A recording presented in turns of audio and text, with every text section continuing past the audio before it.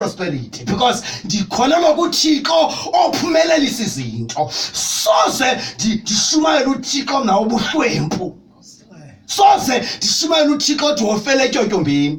Soze ndishumayela uThixo othi wofuhlupheka. Soze ndimshumayela uThixo othi wofugula. But ndishumayela uThixo ositshintshayo isimo. I am preaching the God of prosperity.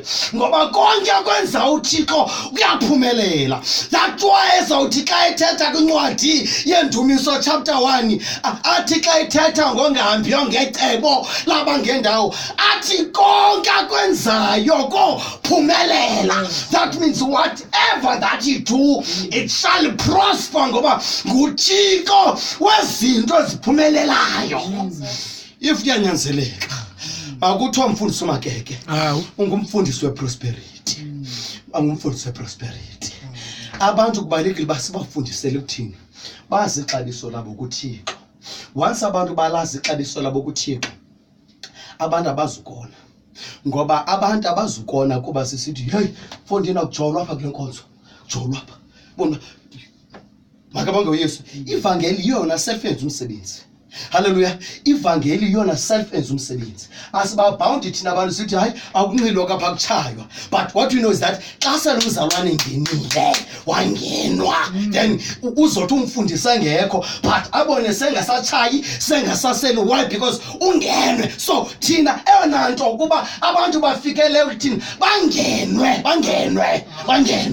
Makabonge uYesu. Sibanyanzela ubona xa sibanyanzela ngokuzoxeka kule cawa yakhe ansekho kule cawa yosindiso ngoku ndifanele ndiyithi bona hey le nto ngoku bona haleluya hayi ndiseziyoni ngoku ndimkile assembly ngoku hayi noko ndikajola kuba kuyajolwa shini madoda.